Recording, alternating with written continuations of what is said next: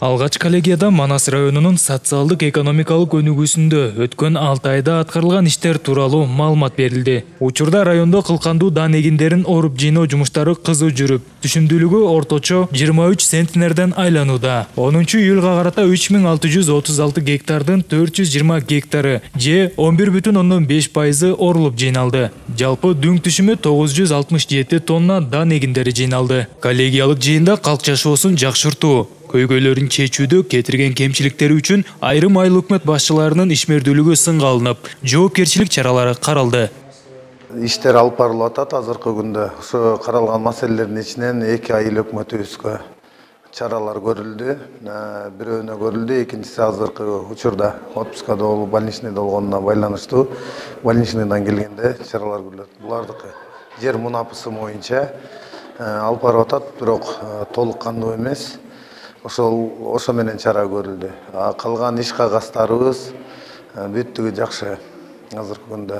Эми 6 айлыкта аткарылбаган жумуштардын 2 айыл өкмөттүкүн 9 айда Кудай буйруса бүттүгүн чыгабыз деген ишеничибиз бар. Иш алып барабыз бул менен. Кыргыз Республикасынын өзгөчө кырдаалдар министрлигинин авариялык калыбына келтирүү иштеринин 2023-жылдын планына район боюнча 3 коргон айыл аймагынын түндүк жагындагы Талас дарыясынын сол жээгин бекемдөө иштери жүргүзүлүүдө жана 400 метр узундуктагы капиталдык коргоочу дамбанын курулуш иштери аяктады. Натыйжада чек ара тилкеси жана 3 коргон айыл аймагынын жайыттары корголот. Мындан тышкары жайында аптаптуу күндүн ысыгында сууга түшүүдөгү коопсуздукту камсыздоо жана өрт кырсыктарын алдын алуу, көзгү түшүмгө кам көрүү менен дыйкандардын суга суу көйгөйлөрүн чечүү башкы маселелерден болду. Аны менен катар район калкынын саламаттыгына кам көрүүчү мекеме кызматкерлерине өзгөчө жоопкерчилик жана талаптар коюлган. Айрым учурда бейтаптарды же кайрылган жарандарга өз учурунда сапаттуу медициналык кызмат көрсөтүүдөгү кемчиликтер талкууга алынды. Мындай жагымсыз учурлардын жаралышы дарыгерлердин жетишсиздигинен улам келип чыгууда.